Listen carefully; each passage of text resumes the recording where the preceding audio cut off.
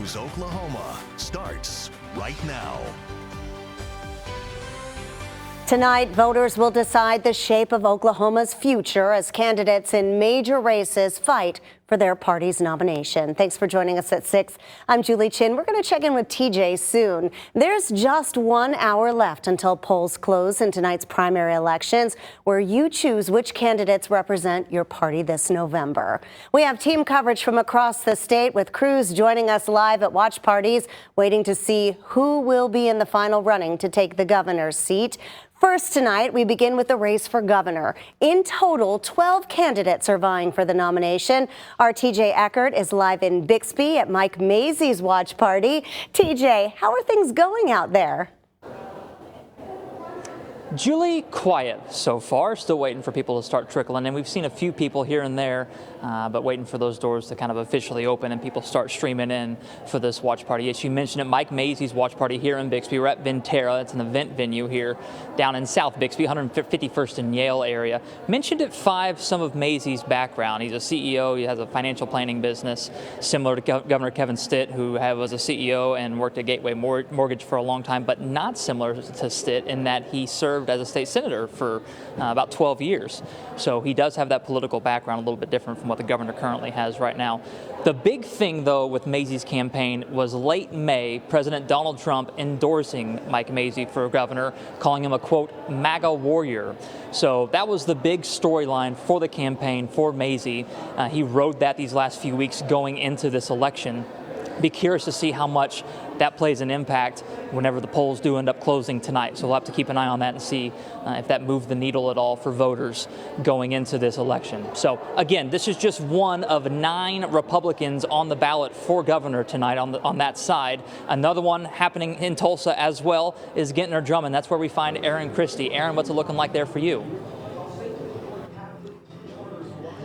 Right, TJ, we are inside the VFW now. We were outside. They have the podium set up. They have the televisions all ready to go for this watch party. Doors officially open to the public at 6:30. Listen, if you've been following Gentner Drummond's campaign at all, you know his talking points by now. He wants you to know he's an Oklahoman with deep family roots. He's an Osage County rancher, a veteran fighter pilot. He has talked a lot about his successes as Attorney General, most notably taking down more than 600 illegal marijuana operations, as well as going after State Farm and Big Pharma. He wants people to know that he's the only candidate who has executive experience, and he wants to go and improve rural health care, education, and tribal relations. As we know, Governor Stitt had quite a turbulent relationship with our tribal nations throughout his time as governor.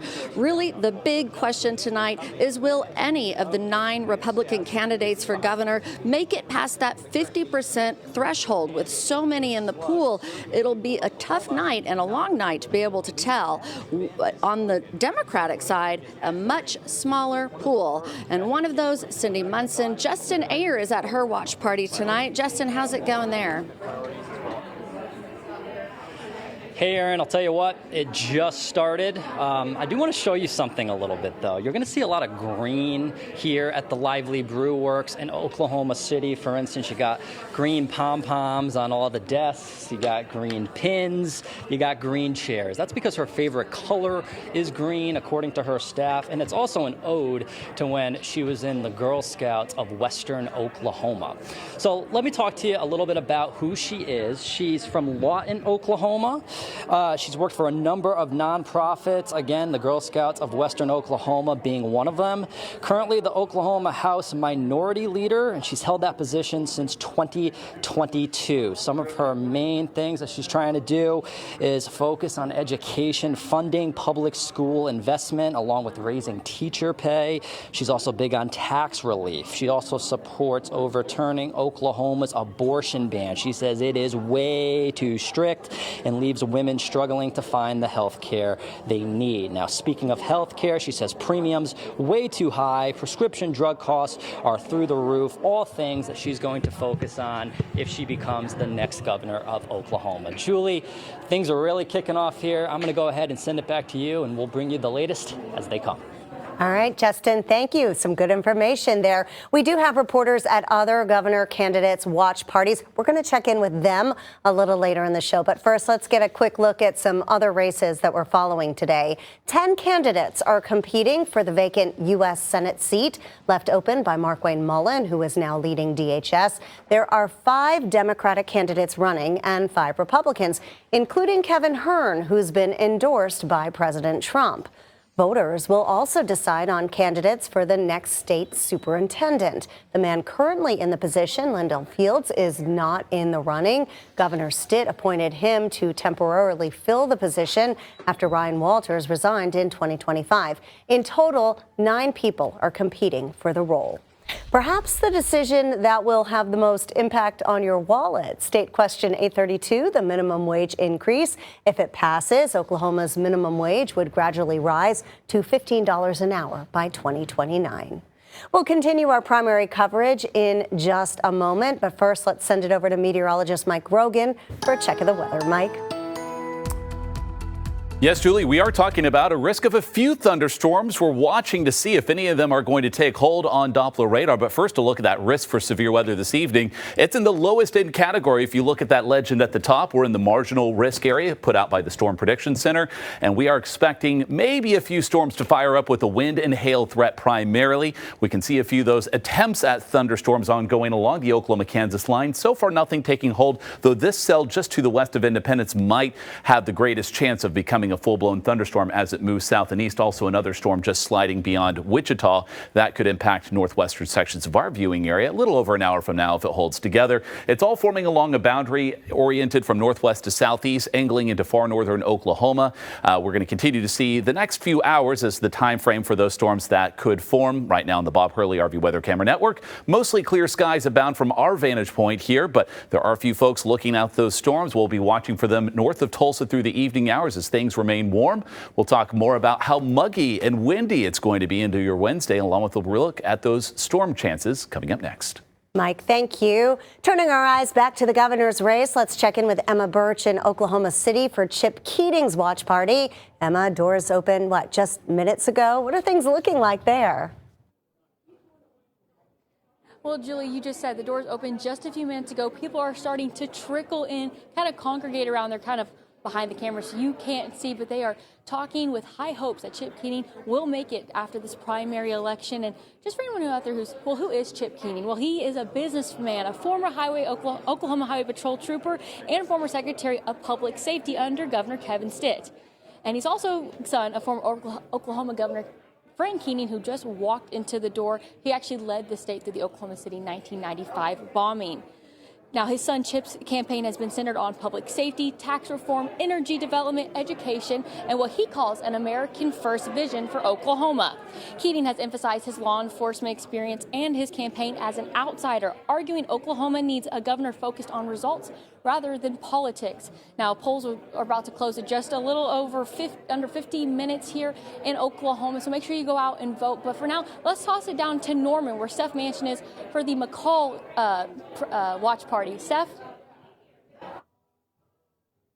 Hey, Emma. Yeah, we're here in Norman at the Noun Hotel for Charles McCall's watch party. We talked to him just a little bit ago. He says he's feeling good about tonight and ready to just see what the results are. Now, we are going to give you just a little bit of background on the candidate.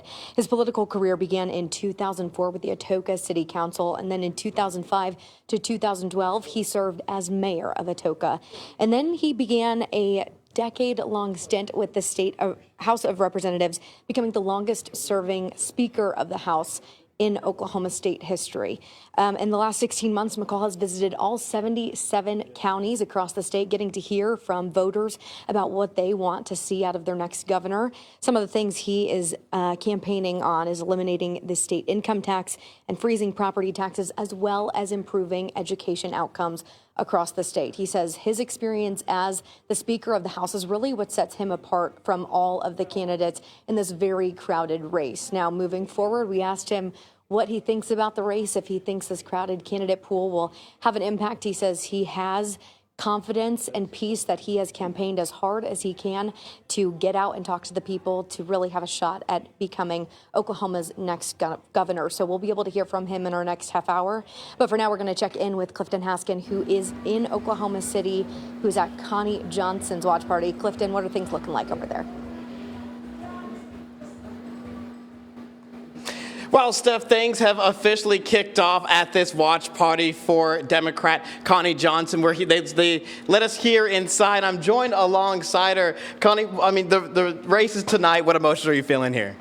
Excitement, anticipation, joy, happiness, peace, power, all those things coming together at once. And this is a moment that we have worked hard to get to.